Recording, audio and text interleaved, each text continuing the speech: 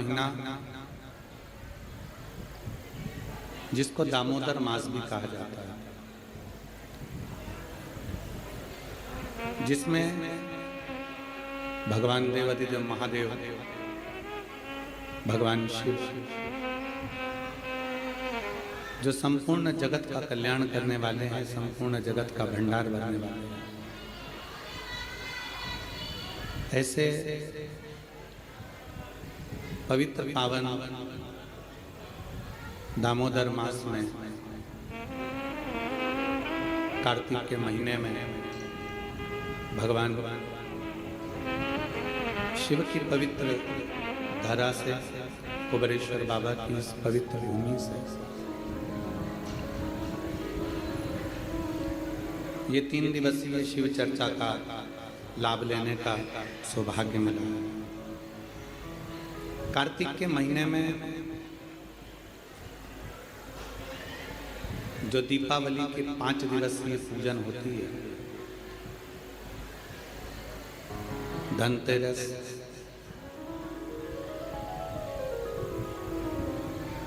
नरक चौदस, रूप चौदस,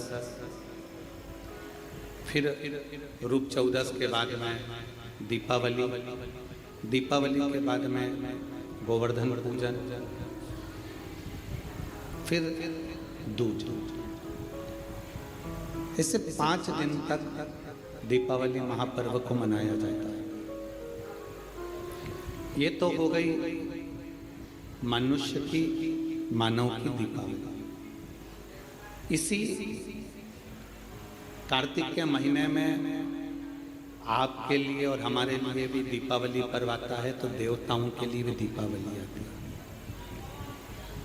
आपकी और हमारी जो दीपावली है वो ये कृष्ण पक्ष के अंतर्गत आ जाती है, और देवताओं की जो दीपावली है वो शुक्ल पक्ष के अंतर्गत आ जाती है। भगवान स्वयं वेदव्यास जी महाराज ने स्कंद पुराण में, विष्णु पुराण में, कुर्म पुराण में, ब्रह्म वैवर्त पुराण में और भी अनेक पुराणों में कार्तिक के महत्व का वर्णन किया। किस कार्तिक की महत्वता क्या है? दामोदर मास की महत्वता क्या है? ऐसा क्या है इस कार्तिक के महीने में, इस दामोदर मास में, जिसके अंतर्गत भगवान शंकर की आराधना करी जाए, कुबेरेश्वर बाबा की आराधना करी जाए, लक्ष्मी की आराधना करी जाए, श्री हरि नारायण की आराधना करी जाए। भगवान नारायण और लक्ष्मी की आराधना कर कर हम सब कुछ प्राप्त कर सकते। क्या नहीं मिल सकता? जरा विचार करिएगा, कार्तिक महत्तम के अंतर्गत कथा आती है। सत्यभामा जी ने भगवान श्री कृष्ण से पूछ लिया कि मेरा पूर्व जन्म कैसा है और मेरा कौन सा पुण्य ऐसा रहा है, मेरे कौन से पुण्य के कारण यह कल्प वृक्ष मुझे प्राप्त हुआ।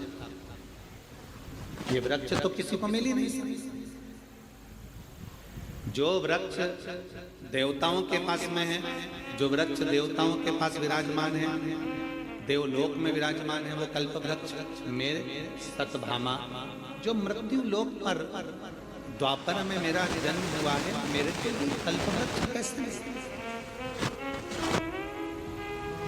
मुझे ये कैसे प्राप्त हो? स्कंद पुराण का कार्तिक महत्तम वर्णन करता है। स्कंद पुराण का कि कार्तिक महत्तम की कथा में सत्यभामा जी भगवान कृष्ण से कहती है कि मेरा पुण्य कौन सा है।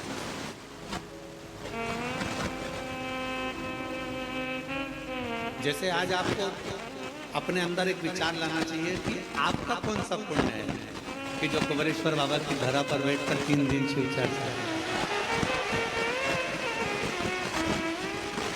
और वो भी कार्तिक का महीना और कुबेर भंडारी की भूमि कुबेरेश्वर धाम।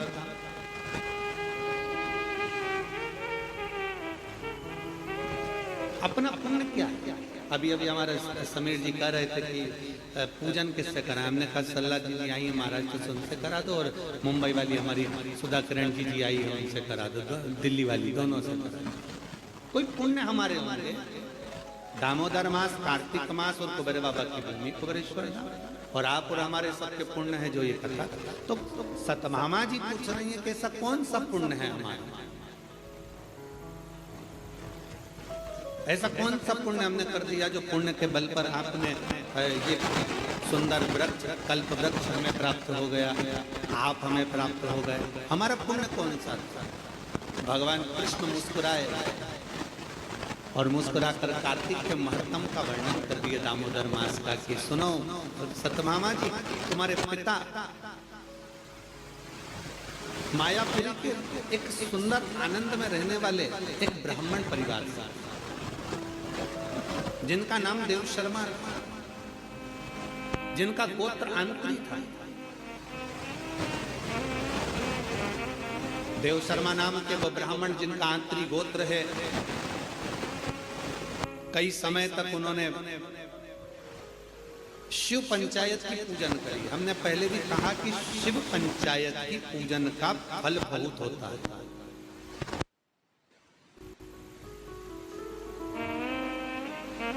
शिव पंचायत की पूजन का बड़ा आनंद है। आप लोगों के स्मरण में होगा, एक एकादशी होती है वैष्णव एकादशी, एक होती है स्मार्ती एकादशी, अर्थात सबसे वैष्णव एकादशी का मतलब ये होता है कि आप नारायण को मानने वाले हो, आप केवल एक को मानने वाले हैं, तो ये वैष्णव धर्म के अंतर्गत आ गया। स्मार्त की जो एकादशी होती है उसमें आप नारायण को भी भज रहे हो, उसमें आप सूर्य भगवान को भी भज रहे हो, उसमें आप दुर्गा महारानी को भी भज रहे हो, उसमें आप गणेश जी महाराज को भी भज रहे हो, उसमें आप शंकर भगवान को भी भज रहे हो। तो स्मार्त एकादशी सबके लिए, सबके आनंद। हमारे पुष्टि मार्ग कहता है कि किसी भी रूप में एकादशी का व्रत करो, पर करो। हम तो पहले भी कहे बकरी जैसे चरो पर एकादशी करो, कैसे भी हो पर होना चाहिए। चाहे आप वैष्णव के भाव से करो, चाहे स्मार्त के भाव से करो, पर एकादशी का फल अपने को मिलना चाहिए।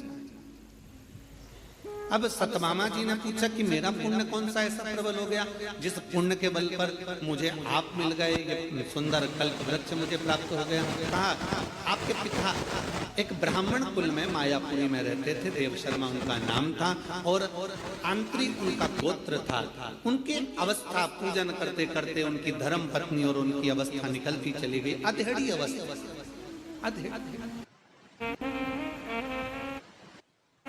बचपन, जवानी और अधेड़ी और बूढ़ा। अधेड़ी मतलब एक अवस्था निकलती चली गई, 60 की अवस्था के आनंद में जब आपके पिता पहुंच रहे थे, तब उनके मन में आया कि मेरी कोई औलाद नहीं, मेरी कोई संतान नहीं, और कुछ कृपा। ये पंचदेव शिव पंचायत में 5 देव विराजमान होते हैं। पहले सूर्य हैं, दूसरे नंबर पर मेरे देवाधिदेव महादेव हैं, तीसरे नंबर पर माँ दुर्गा है, चौथे नंबर पर बड़े आनंद से श्री गणेश जी महाराज हैं, 5वें नंबर पर भगवान श्री हरि, भगवान श्री नारायण।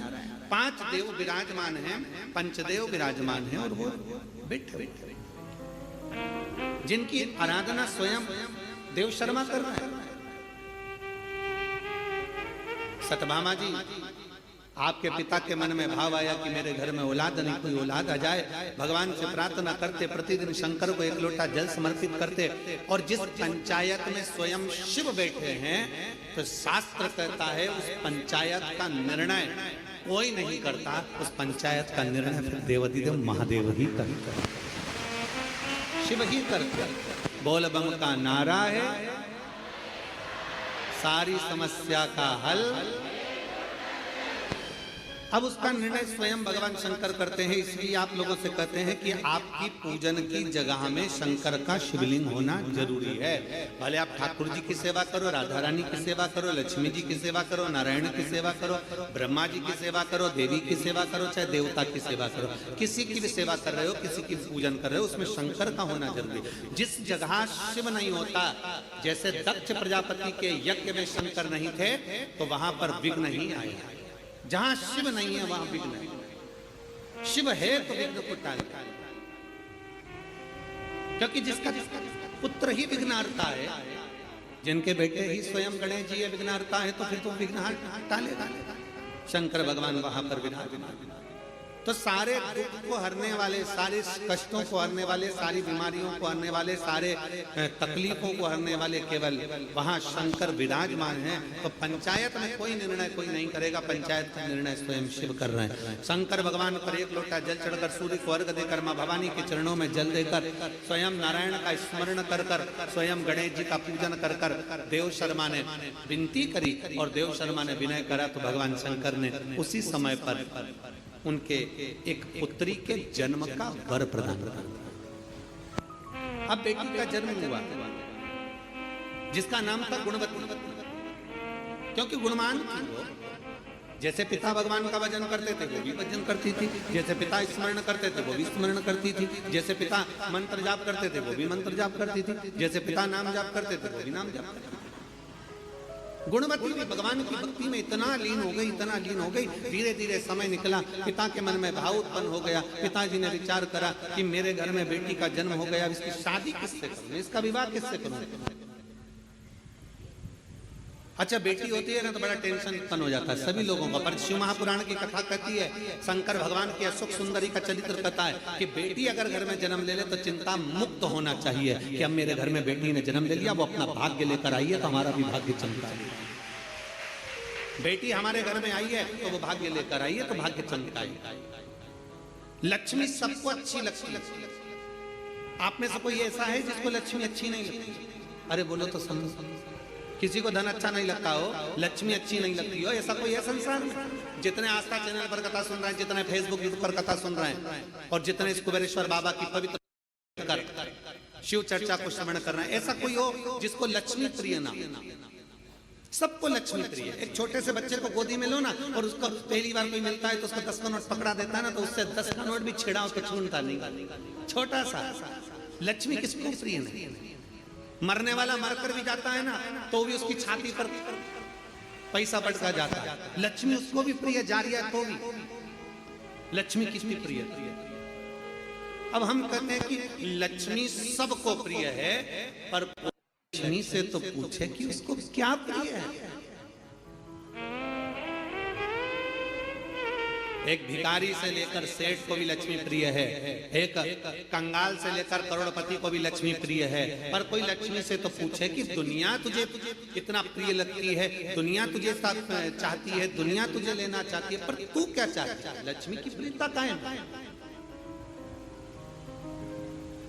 कोई लक्ष्मी से पूछे? शिव महापुराण की कथा में चरित्र आता है, जब भगवान नारायण के चरणों में लक्ष्मी जी बैठी थी और नारायण से पूछा गया कि प्रभु आपने मुझे किससे प्राप्त करा? तब भगवान नारायण ने कहा मैंने शिव से प्राप्त करा, क्योंकि तुम्हारी माता ख्याति देवी तुम्हारा विवाह शिव से करना चाहती है, पर मैंने भगवान शंकर से कहा कि मैं लक्ष्मी से प्रेम करता हूँ, इसलिए लक्ष्मी मुझे प्यार है। तो तुम्हारी माता हे लक्ष्मी, तुम्हारी माँ ख्याति देवी ने तब तुम्हारा विवाह मेरे साथ करा। तो लक्ष्मी से भगवान नारायण पूछ रहे हैं, नारायण लक्ष्मी से चर्चा कर रहे हैं, बात कर रहे हैं कि तुम सबसे ज्यादा आदर सम्मान सत्कार किसका करती हो? किसके कहने पर तुम किसी के घर पर जाती हो? किसके कहने पर तुम उसके निहाल कर देती हो? किसके कहने पर तुम उसका भंडार भर देती हो? लक्ष्मी को कौन है जिसके कहने पर तुम उसके कहने पर चले जाती हो? लक्ष्मी जी ने कहा अपने स्वामी भगवान नारायण से, केवल एक वो है देवाधिदेव महादेव जो कहते हैं मुझसे। देवाधिदेव महादेव ने मुझसे कहा है कि जो एक लोटा जल मेरे मंदिर में लेकर आए, क्योंकि लक्ष्मी ने कहा था मैं नारायण के चरणों की दासी हूं तो मैं आपकी भी दासी हूं, आप बताओ मैं कहां रहूं? भगवान शंकर ने कहा कहीं नहीं। लक्ष्मी अगर कोई एक लोटा जल लेकर शंकर के मंदिर में आए, जल चढ़ाकर जब वो घर जाए तो उसके लोटे के साथ उसके पीछे पीछे तू भी उसके घर में प्रवेश कर जाना, उसका दुख हल, उसका संकट। संसार के लोग दुख नहीं हर सकते, पर परमात्मा शंकर को चढ़ाया गया एक लोटा जल हमारे दुख को हर लेता है। और देख लिया संसार हमने,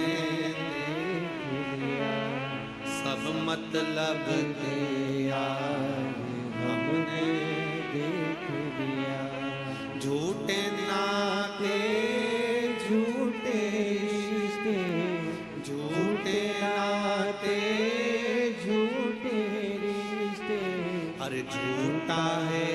संसार हमने देख लिया, सब मतलब के यार हमने देख लिया, संसार हमने महादेव के कहने पर चली जाती। महादेव कहते हैं मैं वहां जाऊं, शिव के अनुकूल लक्ष्मी जाती, शिव के कहने पर। सुनो सतभामा जी, आपके पिता देव शर्मा आपको प्राप्त कर कर बड़े खुश थे। सोचा किस बेटी का विवाह करूं, तब उन्हें स्मरण में आया मेरा एक मित्र है पर वो प्राण त्याग कर चले गया है, उसका एक बेटा है जिसका नाम चंद्र है, उसका एक बेटा है जिसका नाम चंद्र है, मैं उससे विवाह कर देता हूं। तुम्हारे पिता देव शर्मा ने तुम्हारा विवाह चंद्र से कर दिया। समय बीता, वो भी ब्राह्मण कुल का बालक, इतना अच्छा बालक था जो भगवान की भक्ति में डूबा रहता था। सतभामा जी, समय निकल गया। कुछ समय निकलने के बाद तुम्हारे पिता देव शर्मा और चंद्र दोनों किसी तीर्थ के लिए जाने लगे। किसी तीर्थ की ओर अग्रणी होने लगे और तीर्थ की ओर जब जाने लगे, तीर्थ में जाते जाते जाते जाते एक असुर की दृष्टि इन दोनों पर पड़ जाती है और एक राक्षस की दृष्टि पड़ने पर राक्षस ने विचार करा कि मैं कुछ भी करूं, इनका संहार कर दूं, इनको मार दूं, क्योंकि दोनों भगवत भजन करने वाले हैं।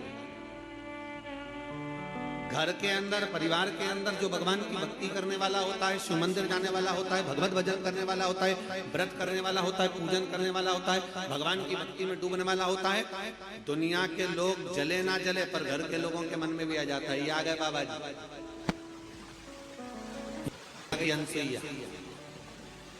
ये आ गई शिवर वाला महाराज की चेली, ये आ गए शंकर जी के भगत, अब ये बहुत ज्ञान देंगे, बहुत समझाएंगे।